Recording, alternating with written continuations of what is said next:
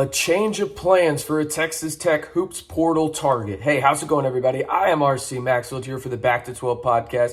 And if you want to stay in the know on Texas Tech football and men's basketball all year long, you know what to do. Hit that subscribe button and join the fastest growing Texas Tech community right here on the Back to 12 podcast channel. All right, we got some news to discuss pertaining to Texas Tech football and men's basketball. Let's start off with men's basketball. As Jaylon Tyson announced via his Instagram yesterday that he will be transferring to Cal. If you remember, the former Texas Tech star redshirt freshman, averaged about 11 points a game last year and entered the portal on April 17th. He visited Kansas and Cal and kept the possibility of returning to Texas Tech on the table, which it was never going to happen. If you ask me, thought it would come down to Cal and Kansas. Really thought in my heart of hearts when I saw the list and the schools that he was visiting, he would end up in Lawrence. Instead, he heads out to Berkeley because Kansas just really doesn't have any spots left, it seems like, after the guys that they're recruiting, including Ron Holland and others that were unexpectedly back in the high school recruiting ranks and also in the portal right now. So he ends out at Cal Berkeley alongside Fardaws, AMAC, and Mark Madsen. Their new head coach has done a phenomenal job in the portal, right? But before we get into more news in terms of everything changing up, right, in terms of what we thought we knew about a potential visitor for the Red Raiders men's basketball team, I got to tell you what. I looked at the numbers yesterday, and 61% of y'all watch these videos on a daily basis and don't subscribe. It's a little hurtful. My dog Murphy, y'all seen him in the podcast. He's taking it personally. Me, on the other hand, not so much. But Murphy, he is. Hit that subscribe button and stay in the know on Texas Tech athletics all year long right here on your Back to 12 podcast channel. All right, let's do this. Again, yesterday, if you watch these daily videos, I talked about KeShad Johnson, the San Diego State transfer forward, listed as top 5. Texas Tech was in it. The other schools in there were USC, Oklahoma, Kentucky, Arizona, along with the Red Raiders, right? Well, he was set to visit Texas Tech. That is up in the air now, as he was set to visit it this week, according to multiple reports. That is not the case as of right now, as Travis Barnham of 24/7 Sports, is reporting Johnson will now visit Lexington this week, starting on Wednesday, May 10th, through May 12th. Now, remember, I mentioned yesterday that Johnson was out in Tucson, Arizona, visiting the University of Arizona.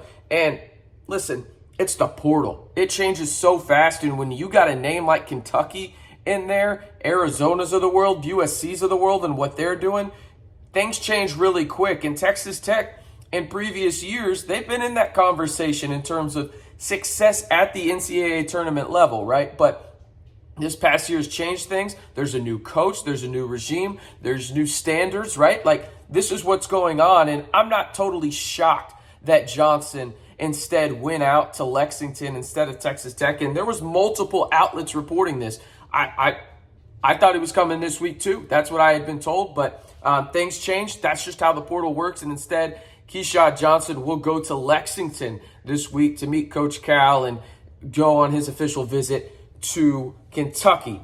Now, before we get to what this roster looks like heading into May 9th as of today, right? And again, I'm going to talk about something I think that's interesting at the very end of this video, so stay tuned for that. I want to bring up Texas Tech football real quick, as they signed a guy that maybe went under the radar, but I really liked his film and what I saw, and that is, we'll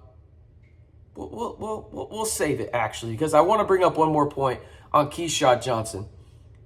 It's interesting to me how this has changed and how there has been multiple changes in terms of guys saying they were going to visit Tech and they didn't end up visiting, whether that was Kendall Weaver, Zira Kanyama, maybe KeShad Johnson does end up visiting, but KeShad Johnson, but it's a weird trend in that regard. And I guess I'll talk about that a little bit more later on. But the recruit that Texas Tech football landed was 2024 offensive lineman Jacob Ponton. He is from Dripping Springs High School, and he is a behemoth of a human being already at the age of 17. 6'7", 270, plays multiple positions. He's not currently ranked on Rivals or 24/7, but much like a few of the recruits that Texas Tech has landed and are still targeting in the portal, once Texas Tech gets that offer in and then that commitment, it feels like these guys automatically go up to 3 stars, if not 4-star recruits on some sites. So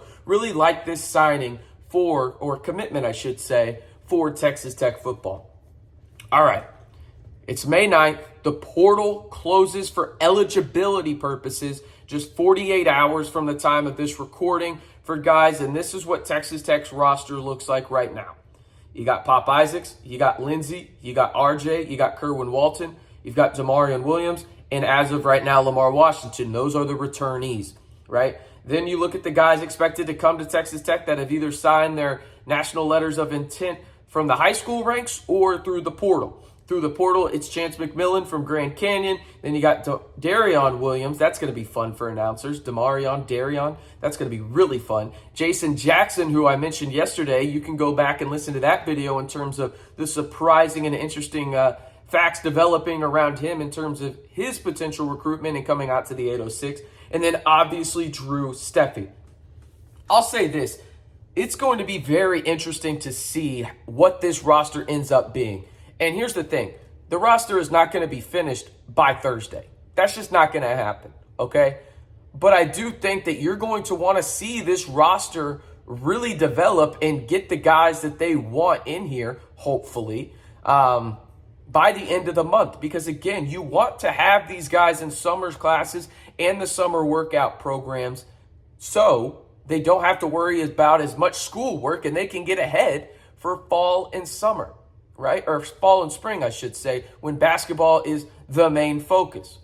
So it's going to be interesting to see how that develops. The other interesting aspect of this team that I think is going to pick up a little bit of steam here, maybe in the next few days, but at least in the next couple of weeks, is going to be the staff.